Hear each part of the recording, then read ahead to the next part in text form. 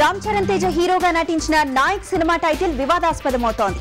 ఆ పేరును మార్చమంటూ తిరుపతిలో గిరిజన విద్యార్థి సమాఖ్య నిరసన తెలియజేసింది. దర్శకుడు వివి వినాయక్ దిష్టిబొమ్మను దగ్ధం చేశారు విద్యార్థులు. నాయక్ సినిమా గిరిజన బతుకుల ఇతివృత్తంగా ఉంటే స్వాగతిస్తామని, అలాగాక నేరాలు, అశ్లీలం, ఫ్యాక్షన్ వంటి ఇతివృత్తం ఉంటే అడ్డుకుంటామని హెచ్చరించారు గిరిజన విద్యార్థి సమాఖ్య నాయకులు. గిరిజనుల మనోభావాలను దెబ్బతీసే క్యారెక్టర్లు గానీ, డైలాగులు గానీ ఉంటే తామేంటో చూపిస్తామంటున్నారు గిరిజన స్టూడెంట్స్. మహిళలపై జరుగుతున్న అత్యాచారాలను అరికట్టాలంటూ ఓవైపు దేశమంతా ఉద్యమిస్తుంటే మరోవైపు మానవ మృగాలు మాత్రం తమ పని తాము చేసుకుపోతున్నారు. తాజాగా హైదరాబాద్ బాలానగర్ లో ఓ యువతిని 3 రోజులు నిర్బంధించి అత్యాచారం చేశాడు మృగాడు. కూకట్పల్లి బాగ్ అమీర్ లో ఉండే యువతి బాలానగర్ లోని ఓ ప్యాకర్స్ అండ్ మూవర్స్ కంపెనీలో కంప్యూటర్ ఆపరేటర్ గా పనిచేస్తోంది. అదే ఆఫీస్ లో మేనేజర్ గా ఉన్న కృష్ణంరాజు తన్ను ప్రేమించమని తరచూ వేధించేవాడు. ఈ వేధింపులు ఎక్కువ కావడంతో యువతిని ఉద్యోగం మాన్పించి పశ్చిమ గోదావరి జిల్లాలోని తమ సొంతూరుకి పంపారు ఆమె తల్లిదండ్రులు. అయినా వదలని కృష్ణంరాజు 4 రోజుల క్రితం యువతికి ఫోన్ చేసి నీ తండ్రికి సీరియస్ గా ఉందని చెప్పాడు. ఆ మాటలు నమ్మిన యువతి తిరిగి హైదరాబాద్ రాగా బాలానగర్ లోని తన నివాసానికి తీసుకెళ్లి నిర్బంధించి అత్యాచారం చేశాడు. తాను ఆపదలో ఉన్నానని, కాపాడమని బాధితురాలు తన స్నేహితురాలికి SMS పంపడంతో అది చూసిన ఆమె తండ్రి పోలీసులకు ఫిర్యాదు చేశాడు. సెల్ టవర్ ఆధారంగా బాధితురాలున్న ప్రాంతాన్ని గుర్తించి నిందితుడిని అదుపులోకి తీసుకోమని చెప్పారు పోలీసులు. బుద్ధిగా చదువుకోవాల్సిన వయసులో జల్సాలకు అలవాటు పడి దొంగలుగా మారారు 2 ఇంజనీరింగ్ విద్యార్థులు. పైగా స్నేహితుడి ఇంట్లోనే దొంగతనం చేసి దొరికిపోయారు. ఒంగోలులోని ఓ ప్రైవేట్ ఇంజనీరింగ్ కాలేజ్ లో చదువుతున్న శ్రీకాంత్, అమర్నాథ్ చదువు మానేసి విందులు, వినోదాలకు అలవాటు పడ్డారు. డబ్బు కోసం తమ స్నేహితుడు శ్రీరామ్ ఇంటిని టార్గెట్ చేసుకున్నారు. పథకం ప్రకారం శ్రీరామ్ ఇంటిలో డబ్బు, బంగారం ఎక్కడ పెడతారో తెలుసుకున్నారు. ముందు అనుకున్నట్లుగా ఒకరు శ్రీరామ్ ను బయటికి తీసుకెళ్లగా మరొకరు ఇంట్లో ఉండి బీర్వాలోని 4.5 లక్షల విలువైన బంగారు ఆభరణాల్ని దోచుకెళ్లారు. పోలీసుల విచారణలో 2 నేరం అంగీకరించారు. ఖర్చులకు డబ్బు సరిపోకపోవడం వల్లే దొంగతనం చేశామన్నారు. నాటు తుపాకులు చూపి బెదిరించి ఇళ్లు దోచుకునే ముఠాను అరెస్ట్ చేశారు ఏలూరు పోలీసులు. రాజస్థాన్ కు చెందిన జగదీష్ పట్టణంలో అనుమానాస్పదంగా తిరుగుతూ 1 టౌన్ పోలీసులకు దొరికాడు. అతన్ని పట్టుకుని తనిఖీ చేస్తే బ్యాగ్ లో పిస్టల్, 5 రౌండ్ల బుల్లెట్లు ఉన్నాయి. విచారిస్తే అసలు విషయం బయటకు తెలిసింది. ఈ ముఠా డబ్బున్న వారిని లక్ష్యంగా చేసుకుని ఇళ్లలోకి వెళ్లి తుపాకులతో బెదిరించి దోచుకుంటుంది. ఎవరైనా ఎదురు తిరిగితే కాల్పులు జరపడానికి కూడా వీళ్లు వెనకాడరు. తనతో పాటు మరికొంతమంది రాష్ట్రంలో దోపిడీలకొచ్చారని, వాళ్లంతా వేర్వేరు ప్రాంతాలకు వెళ్లారని చెప్పాడు నిందితుడు జగదీష్. దీంతో మిగతా ప్రాంతాల వారిని అప్రమత్తం చేశారు ఏలూరు పోలీసులు.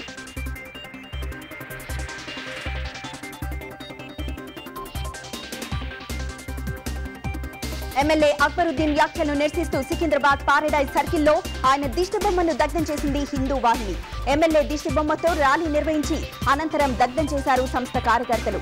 ఒక వర్గం మనోభావాలను దెబ్బతీసే విధంగా మాట్లాడిన ఎమ్మెల్యేని వెంటనే అరెస్ట్ చేయడంతో పాటు ఆయన్ని పదవికి అనర్హుడిగా ప్రకటించాలని డిమాండ్ చేశారు.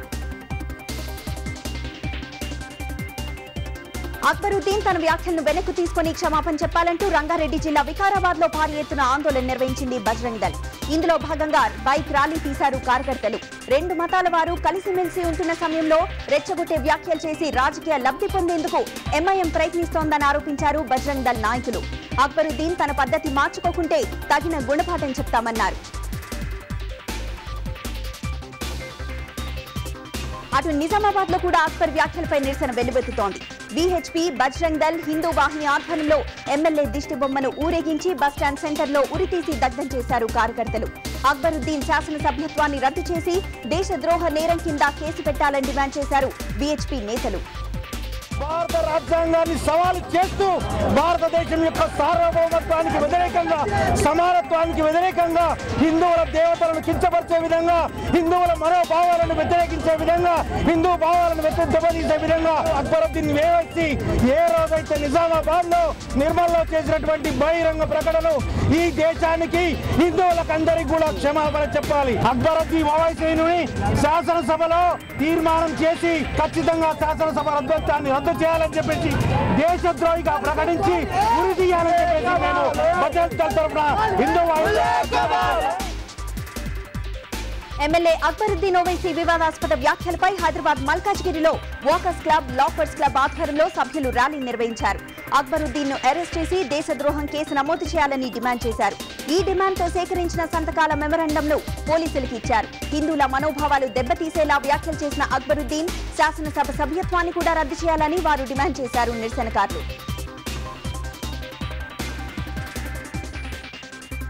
మజ్లిస్ అధినేత అసదుద్దీన్ వ్యాఖ్యలు రజాకర్లను తలపిస్తున్నాయని విమర్శించారు. పీసీసీ ప్రధాన కార్యదర్శి నిరంజన్. అసద్, అక్బర్ ఇద్దరికీ చట్టాలంటే గౌరవం లేదని, ప్రశాంతంగా ఉన్న జనజీవనాన్ని అల్లకల్లోలం చేయడమే అన్నదమ్ముల లక్ష్యంగా కనిపిస్తోందన్నారు నిరంజన్. ప్రత్యేకంగా మనం చేస్తా ఉన్నాను. ఈనాడు అసదుద్దీన్ ఓవైసీ మరి ఆయన సోదరులు మాట్లాడే మాటలు హైదరాబాద్ నగరంలోని పాతతరం ప్రజలు వీరిద్దరూ కాసిం రజ్వీలాగా మాట్లాడుతున్నారు. రజాకర్ నాయకుడు కాసిం రజ్వీలాగా మాట్లాడుతున్నారు. మజ్లిస్ యొక్క పోకడ రజాకారుల పోకడలా ఉందనే మాట వారు దప్పిక చేసుకుంటున్నారనే మాట మనం చేస్తూ నేను ప్రభుత్వాన్ని వారిపై కఠిన చర్యలు తీసుకోవాల్సిందిగా మనం చేస్తూ ఉన్నాను. మతం పేరుతో అక్బరుద్దీన్ లాంటి బాధ్యతాయుతమైన పదవుల్లో ఉన్నవారు రెచ్చగొట్టే వ్యాఖ్యలు చేస్తుంటే సిసలైన మత సామరస్యాన్ని చాటుతున్నారు సాధారణ ముస్లిం శిల్పులిద్దరు. వరంగల్ 1000 స్తంభాల ఆలయ మరమ్మత్తు పనుల్లో పాలు పంచుకుంటున్నారు. 1000 స్తంభాల గుడి దెబ్బతిని కళ్యాణ మండపం కూలిపోయే దశకు చేరుకోవడంతో దాన్ని తిరిగి నిర్మించే పని చేపట్టింది పురావస్తు శాఖ. కనిపించకుండా పోయిన రాళ్ల స్థానంలో కొత్త వాటిని ఏర్పాటు చేస్తూ వాటిని యథాతథంగా చెక్కిస్తున్నారు అధికారులు. గుంటూరు జిల్లాకు చెందిన అబ్దుల్ రఫీ, జాన్ మహ్మద్ ఈ శిల్పాలను చెక్కుతూ వాటికి జీవం పోస్తున్నారు. గత కొద్ది నెలలుగా పనిచేస్తూ కాకతీయుల కళ్యాణ మండపానికి కొత్త అందాలు తీసుకొస్తున్నారు. కులం లేదో మతం లేదు, కడుపుకింత తిండి పెట్టే వృత్తే కులమైనా మతమైనా అంటున్నారు ఈ శిల్పులు. ఏదైనా ఒకటేనండి, మాకు అనేది మాత్రం పొట్ట గడవాలి. మేము పని చేసుకుంటున్నాం. మా గుడి కానీ మస్జిద్ కానీ ఏదైనా ఒకటే. మాకు చిన్నప్పటి నుంచి ఇదే పని చేస్తాం, ఎప్పుడు ఇదే పని చేసుకుంటాం మేము. అది మా మతం అంటే ముస్లిం ఉండవచ్చు, కానీ మాకనేది మాత్రం మాకు ఏదో ఒక కూలినాది దొరుకుతుంది, వచ్చి పని చేస్తాం. కొడుతున్నాం, చిన్నప్పటి నుంచి ఇదే కొడుతున్నాం. విద్య ఇది మేము కొడుతున్నాం. దానికోసం అంటే ఇక్కడ విగ్రహాలు మాకు రాయి కానీ రాయి గుడి పని వస్తుంది. ఏది గుడి రాళ్ళు కొట్టడం కట్టడం, అది విగ్రహాలు మాత్రం మా రాకరావు. ఎంఐఎం అధ్యక్షుడు అసదుద్దీన్ వ్యాఖ్యలపై మండిపడ్డారు టీఆర్ఎస్ ఎమ్మెల్యే కేటీఆర్. తెలంగాణను అడ్డుకోవడానికి ఎంతకైనా తెగిస్తానని ఓవైసీ చెప్పడాన్ని తప్పుపట్టారు ఆయన. ఎంఐఎం నేతల వ్యాఖ్యల వెనుక వైఎస్ఆర్సీ నేతల జగన్ ఉన్నారని, తెలంగాణ రాష్ట్ర ఏర్పాటును అడ్డుకోవడానికి జగన్, ఓవైసీ కలిసి కుట్ర చేస్తున్నారని ఆరోపించారు కేటీఆర్. మజ్లిస్ పార్టీకి తెలంగాణను అడ్డుకునేంత సీన్ కానీ అంత శక్తి కానీ లేదు. తెలంగాణ ప్రాంతంలో ఓవైసీ చేసిన వ్యాఖ్యలు, అసదుద్దీన్ ఓవైసీ చేసిన వ్యాఖ్యల వెనుక కూడా ఒక మర్మం ఉన్నది, కుట్ర ఉన్నది. ఆయన ఏమంటున్నాడు, తెలంగాణను అడ్డుకోవడానికి ఎంతకైనా తెగిస్తామన్న మాట మాట్లాడుతున్నాడు. ఇవాళ అక్బరుద్దీన్ ఓవైసీ వ్యాఖ్యలను కూడా అదే కోణంలో చూడాల్సిన అవసరం ఉన్నది. తెలంగాణలో అవసరమైతే మత చిచ్చు పెట్టి మత ఘర్షణలు పెట్టైనా సరే బ్రహ్మాండంగా 100 సంవత్సరాలుగా కలిసి ఉంటున్న హిందూ ముస్లిం సోదరుల మధ్యన చిచ్చు పెట్టైనా సరే తెలంగాణను అడ్డుకోవాలనే కుట్ర జరుగుతూ ఉన్నది. ఆ కుట్ర వెనుక ఉన్నది ఖచ్చితంగా ముందు కనబడుతున్నది అక్బరుద్దీన్ ఓవైసీ కావచ్చు, కానీ ఆ కుట్ర వెనకాల ఉండి చెంచల్గూడ జైల్లో ఉండి వాళ్ళ కథ, స్క్రీన్ ప్లే, దర్శకత్వం వహిస్తున్నది ఖచ్చితంగా వైఎస్ జగన్మోహన్ రెడ్డి. విద్యుత్ ఛార్జీల పెంపును వ్యతిరేకిస్తూ సిపిఎం రాష్ట్ర స్థాయి ఆందోళనకు పిలుపునిచ్చింది. వామపక్ష పార్టీలన్నీ కలిసి ఈ నెల 22వ తేదీన ప్రభుత్వ కార్యాలయాలను దిగ్బంధం చేస్తాయని ప్రకటించారు సిపిఎం రాష్ట్ర కార్యదర్శి బివి రాఘవులు. విద్యుత్ ఛార్జీలను పెంచాలనే ప్రభుత్వం నిర్ణయాన్ని వ్యతిరేకిస్తూ సిపిఎం విజయవాడలో భారీ ప్రదర్శన నిర్వహించింది. విద్యుత్ రాకాసి దిష్టిబొమ్మని దగ్ధం చేశారు కార్యకర్తలు. మిగతా పార్టీలు పేపర్ ప్రకటనలకే పరిమితం కాకూడదని, తమతో కలిసి పనిచేయాలని రాఘవులు విజ్ఞప్తి చేశారు. పార్టీలు ఈ నెల 22వ తేదీన అన్ని ప్రభుత్వ కార్యాలయాలని దిగ్బంధనం చేసే కార్యక్రమం పిలిపించింది. అయితే వామపక్షాల కార్యకర్తలే కాదు, ప్రజలందరూ కూడా విజ్ఞప్తి చేస్తున్నాం. దానికి మీరందరూ సంఘీభావం తెలియజేయండి. వీలైన చోట్ల మీరు వచ్చి ప్రత్యక్షంగా పాల్గొనని చెప్పేసి ఈ సందర్భంగా ప్రజలకు నేను విజ్ఞప్తి చేస్తున్నాను. Telugu Desam party, YSRCP party, Lok Satta party, తెలంగాణలో అయితే టీఆర్ఎస్ పార్టీ, ఇంకా రకరకాల పార్టీలన్నీ ఉన్నాయి. వారందరూ పేపర్ ప్రకటనకే పరిమితం అవుతున్నారు. పేపర్ ప్రకటనకు పరిమితం అయితే ఉపయోగం లేదు. కాబట్టి మీ యొక్క వ్యతిరేకతని, వీటన్నిటిని వ్యక్తం చేసేదానికి మాటలు కాకుండా కార్యాచరణలో కూడా రావాలని చెప్పేసి వాళ్ళు ఆందోళన ఉద్యమ కార్యక్రమాల్లో కూడా పాల్గొవాలని, వామపక్షాలతో కలిసి సమన్వయంతో ఉద్యమాలకు కూడా మీరు కలిసి రావాలని చెప్పేసి వారికి కూడా. విద్యుత్ ఛార్జీల పెంపు ప్రాతిపదనకు వ్యతిరేకంగా ఉద్యమించింది నిజామాబాద్ జిల్లా సిపిఎం. నిరసన ప్రదర్శన నిర్వహించిన తర్వాత బస్టాండ్ సెంటర్లో ప్రభుత్వ దిష్టిబొమ్మను దగ్ధం చేశారు పార్టీ కార్యకర్తలు. ఛార్జీల పెంపు ప్రతిపాదనను వెంటనే ఉపసంహరించుకోవాలని, లేకుంటే ఆందోళనను ఉధృతం చేస్తామని హెచ్చరించారు సిపిఎం నేతలు. తర్వాత జరిగే పరిణామాలకు ప్రభుత్వమే బాధ్యత వహించాలన్నారు.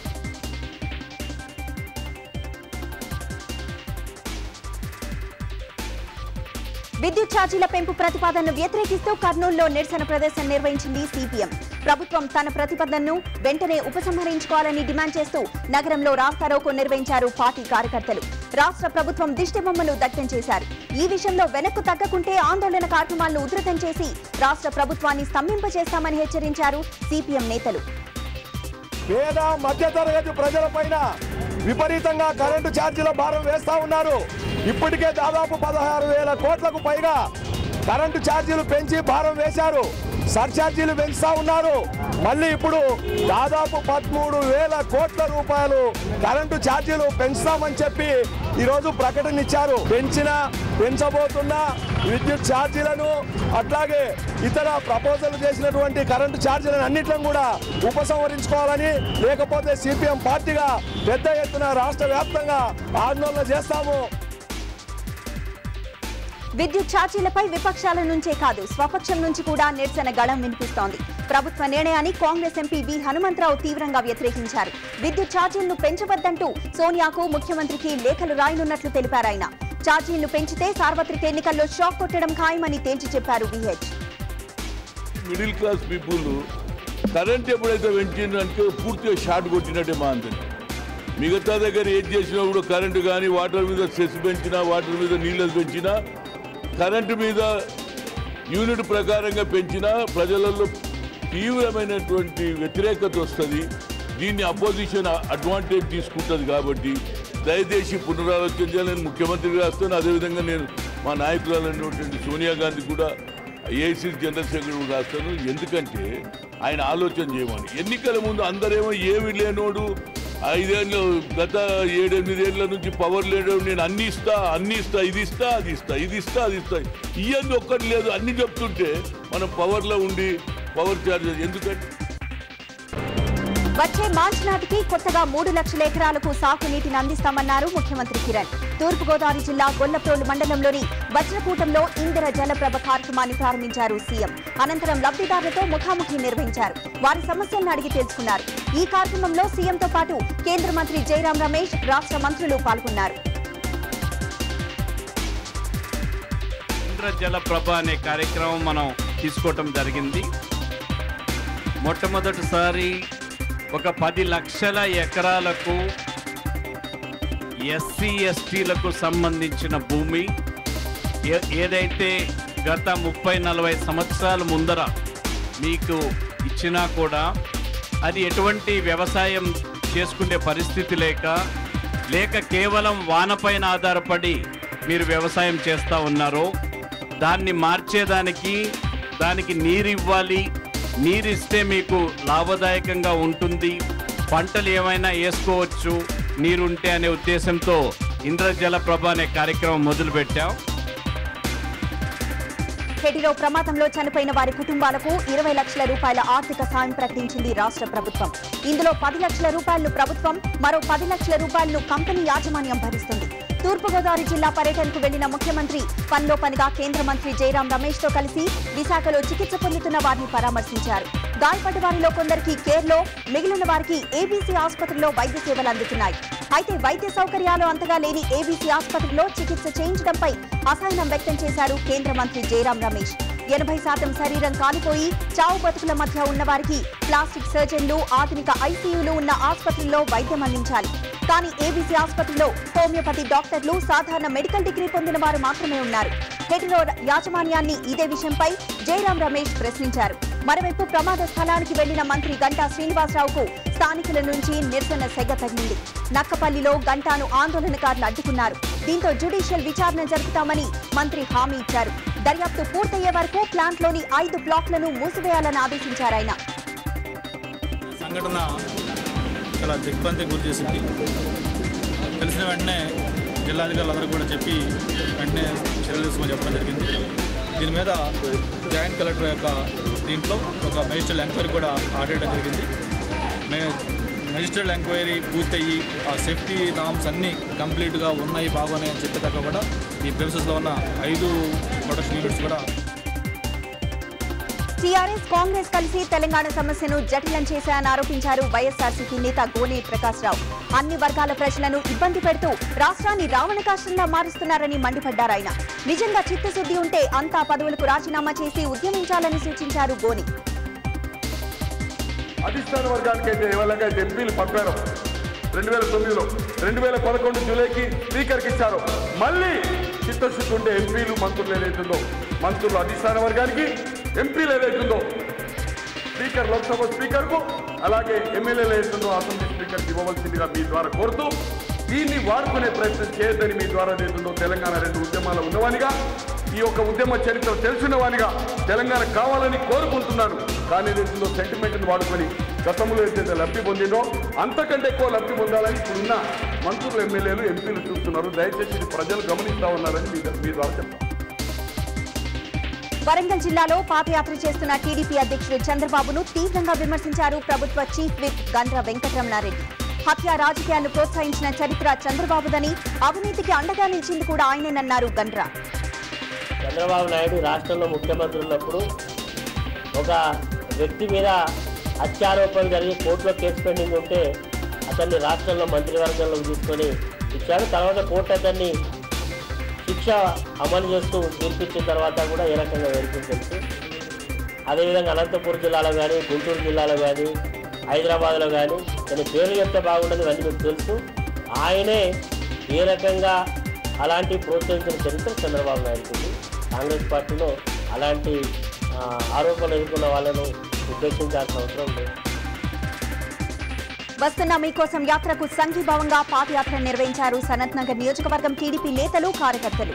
నియోజకవర్గ అభివృద్ధికి తోడ్పడుతూ ప్రజల వెన్నంటే ఉంటామని ఈ సందర్భంగా చెప్పారు టీడీపీ నేతలు. 2014లో తెలుగుదేశం పార్టీని గెలిపిస్తేనే రాష్ట్రానికి మంచి భవిష్యత్తు ఉంటుందన్నారు. ప్రజల కష్ట సుఖాలు తెలుసుకునేందుకు ఏ నాయకుడు చేయని విధంగా చంద్రబాబు 1500 కిలోమీటర్ల పాదయాత్ర చేశారని, ఇది ఇంకా ఉత్సాహంతో ముందుకు సాగుతుందని చెప్పారు. దీన్ని బట్టే జనం సమస్యలపై తమ పార్టీ అధ్యక్షుడుకున్న చిత్తశుద్ధిని అర్థం చేసుకోవాలన్నారు టీడీపీ నేతలు. తెలుగుదేశం పార్టీ అధ్యక్షులు నారా చంద్రబాబు నాయుడు గారు మీకోసం వస్తున్న యాత్ర రాష్ట్రమంతా కూడా ప్రతి జిల్లాలో చేయడం జరుగుతున్నది. ఎందుకంటే ప్రజలు ఇబ్బందులలో ఉన్నారు, వాళ్ళ కష్టాలు తెలుసుకుందామని చెప్పేసి ప్రతి జిల్లా, ప్రతి ఊరు కూడా వీలైనంత మట్టుకు తిరిగి అన్నీ తెలుసుకోవడం జరుగుతూ ఉన్నది. చాలా ఇబ్బందులలో ఉన్నారని చెప్పేసి ప్రజలందరూ కూడా మా అధ్యక్షుల వారికి చెప్పడం జరుగుతుంది. గవర్నమెంట్ అట్టర్ ఫ్లాప్ అయిపోయింది ఈ కాంగ్రెస్ గవర్నమెంట్. టీడీపీ మహిళా విభాగం సమావేశంలో లక్ష్మీ పార్వతి ప్రస్తావన గందరగోళానికి దారితీసింది. మహిళల మీద జరుగుతున్న అత్యాచారాలపై తెలుగు మహిళ ఆధ్వర్యంలో ఎన్టీఆర్ ట్రస్ట్ భవన్లో రౌండ్ టేబుల్ సమావేశం జరిగింది. ఈ సమావేశంలో పాల్గొన్న ఓ మహిళ లక్ష్మీ పార్వతి ప్రస్తావన తీసుకొచ్చారు. లక్ష్మీ పార్వతి కూడా మహిళేనని, ఆమెకు కూడా ఇప్పటివరకు న్యాయం జరగలేదని అన్నారు. దీంతో తెలుగు మహిళలు ఆమెపై ఆగ్రహం వ్యక్తం చేశారు. తెలుగు మహిళా నేతలు ఆమెకు మధ్య వాగ్వివాదం జరిగింది. చివరకు తెలుగు మహిళా అధ్యక్షురాలు శోభా హైమావతి కలుగజేసుకుని ఆహ్వానం లేకుండా వచ్చిన వాళ్లు బయటికి వెళ్లిపోవాలని ప్రకటించారు. వివాదాస్పద వ్యాఖ్యలు చేసిన మహిళ రౌండ్ టేబుల్ సమావేశం నుంచి బయటికి వెళ్లిపోవడంతో గొడవ సద్దుమణిగింది.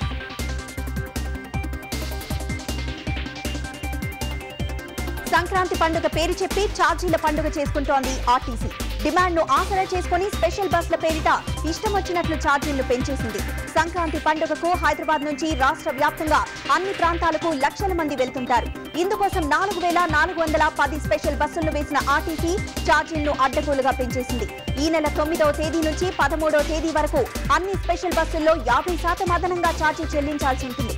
అంటే విజయవాడకు సూపర్ లగ్జరీ బస్ ఛార్జ్ ప్రస్తుతం 280 రూపాయలుంటే అదనపు మొత్తంతో కలిపి 420 రూపాయలు ఇవ్వాల్సిందే.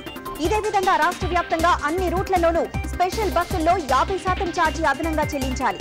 దీంతో ఇప్పుడు ప్రైవేట్ ట్రావెల్స్ ఛార్జీల గేమ్ ప్రారంభించాయి. ఆర్టీసీ 50% ఛార్జీలు పెంచితే ప్రైవేట్ ట్రావెల్స్ ఏకంగా 200% పెంచేయడానికి సిద్ధమయ్యాయి. సంవత్సరం గతంలో 2600 బస్సులు 2620 బస్సులు నడిపితే ఈ సంవత్సరం 4410 బస్సులు ఏర్పాటు చేశాము. రోజువారీగా 3500 బస్సులు స్పెషల్ బస్సులు మామూలుగా నార్మల్గా తిరుగుతుంటే ఈ పండగ సీజన్లో 1000 నుంచి 1500 2000 వరకు అదనపు బస్సులు మేము ఏర్పాటు చేశాం. ముఖ్యంగా 10 నుండి 12 తారీఖు వరకు రద్దీ చాలా ఎక్కువగా ఉంటుంది. దానికి సంబంధించిన ఏర్పాట్లన్నీ కూడా మేము చేశాము. ఈ 4410 బస్సులకి మాత్రమే 50% ఛార్జీ అదనంగా ఉంటుంది.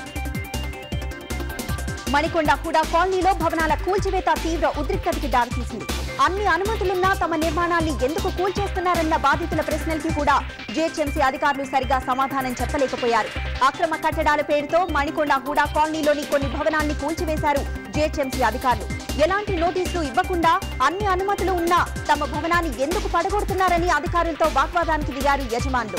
దీంతో తీవ్ర ఉద్రిక్త పరిస్థితి ఏర్పడింది. డాక్యుమెంట్లు తీసుకొచ్చి చూపేలోగా భవనం కూల్చివేయమని కూలీలకి చెప్పి అధికారులు అక్కడి నుంచి వెళ్లిపోయారు. డాక్యుమెంట్లు తీసుకొచ్చి చూపినా అక్కడ అధికారులు లేకపోవడంతో కార్మికులు తమ పని కానిచ్చేశారు. జీహెచ్ఎంసీ అధికారుల అత్యుత్సాహంతో తమ బతుకులు బజార్న పడ్డాయని ఆవేదన వ్యక్తం చేస్తున్నారు బాధితులు. మేము రోజు మా దాని గురించి మేము వస్తామండి. ఇవాళ మేము వచ్చాము. వచ్చేసరికి పోలీసులు ఉన్నారు. ఏంటండి అని అంటే మేము పైన దాని గురించి వచ్చాము అన్నారు. అన్నప్పుడు మా డాక్యుమెంట్స్ ఉన్నాయని మేము తీసుకొస్తామని డాక్యుమెంట్స్ తెచ్చి చూపించాము. దీని ఒరిజినల్ ప్లాన్ అప్రూవల్ కావాలన్నారు. మేము బ్యాంకులో సబ్మిట్ చేసాం. లోన్ కావాలి కదా, అది ఒక్కటి మేము జిరాక్స్ పెట్టుకోలేదు. హైదరాబాద్ లో దొంగలు రెచ్చిపోయారు. ఎర్రగడ్డ రాజీవ్ నగర్ లోని శ్రీ గీత ఆర్కేడ్ అపార్ట్మెంట్ లో ఫ్లాట్ నంబర్ 93ని దోచేశారు. సాఫ్ట్వేర్ ఇంజనీర్ ప్రసాద్ ఇంటి తాళం పగలగొట్టి 1/2 కేజీ బంగారం, 1,40,000 రూపాయల నగదు దోచుకెళ్లారు. ఇంట్లో వస్తువులను చిందరవందరగా పడేశారు. బయటికెళ్లి తిరిగొచ్చి చూసుకున్న ప్రసాద్ కుటుంబం షాక్ కి గురైంది. కేసు నమోదు చేసుకున్న ఎస్ఆర్ నగర్ పోలీసులు దర్యాప్తు చేస్తున్నారు. అమ్మ మీద కోపంతో ఇల్లొదిలి వెళ్లిన బాలుడికి నరకం చూపించాడు కానిస్టేబుల్. ప్రకాశం జిల్లా అద్దంకిలో ఉండే అల్లం తమ్మయ్య అమ్మ కొట్టిందని అలిగి ఇంటి నుంచి వెళ్లిపోయాడు. ఆకలి బాధ తట్టుకోలేక ఒంగోలు ఆర్టీసీ బస్టాండ్ లో టాయిలెట్స్ క్లీనింగ్ పనులు చేశాడు. కోపం తగ్గాక అమ్మ గుర్తొచ్చింది. ఫోన్ చేద్దామని కాయిన్ బాక్స్ దగ్గరికి వెళ్లాడు. ఇది గమనించిన నిర్వాహకుడు పని చేయకుండా పారిపోతున్నాడంటూ హంగామా చేశాడు. ఇంతలో అక్కడే అవుట్ పోస్ట్ లో ఉన్న కానిస్టేబుల్ ఓవర్ యాక్షన్ చేశాడు. విషయం తెలుసుకోకుండానే తమ్మయ్యను చితకబాదాడు. దెబ్బలకు తట్టుకోలేక అతను కేకలు పెట్టడంతో కంగారు పడ్డ కానిస్టేబుల్ కృష్ణయ్య అక్కడి నుంచి నెమ్మదిగా జారుకున్నాడు. 10 ఏళ్ల పిల్లాడిని కానిస్టేబుల్ కొట్టాడన్న సమాచారంతో చైల్డ్ వెల్ఫేర్ సంస్థ సభ్యుడు పోలీస్ స్టేషన్ కి చేరుకున్నాడు.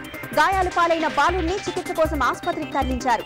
బాలుడన్న కనికరం కూడా లేకుండా తమ్మయ్యను చితకబాదిన కానిస్టేబుల్ పై చర్యలు తీసుకోవాలని డిమాండ్ చేస్తున్నారు. 10 ఏళ్ల పిల్లాడితో పని చేయించడమే నేరం. అలాంటిది పారిపోతున్నాడని నిర్వాహకుడు చెప్పగానే కానిస్టేబుల్ విచక్షణ మర్చి ప్రవర్తించడమేంటని ప్రశ్నిస్తున్నారు చైల్డ్ వెల్ఫేర్ సభ్యులు.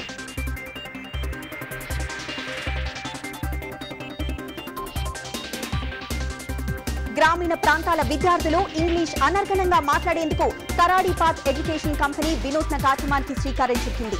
పవర్ ఇంగ్లీష్ పేరిట సులభమైన రీతిలో విద్యార్థులంతా ఉత్సాహంగా నేర్చుకునేందుకు తాము అనుసరిస్తున్న విధానం ఉపకరిస్తుందని కరాడి పాత్ ఎడ్యుకేషన్ సంస్థ వెల్లడించింది. ఇంగ్లీష్ బోధన తీరు ఎలా ఉంటుందో హైదరాబాద్ లో సదస్సు పెట్టి వివరించింది. కరాడి టేల్స్, అమరచిత్ చిత్ర కథ, టింకిల్ కథలు ఆధారంగా ఇంగ్లీష్ భాషా బోధన చిన్నారులను ఆకట్టుకునే విధంగా ఉంటుందని పేర్కొంది. ఇప్పటికే అనేక గ్రామీణ పాఠశాలల్లో తమ బోధనా పద్ధతులు విజయవంతమయ్యాయని కరాడి పాత్ ఎడ్యుకేషన్ సంస్థ ప్రతినిధులు చెప్పారు.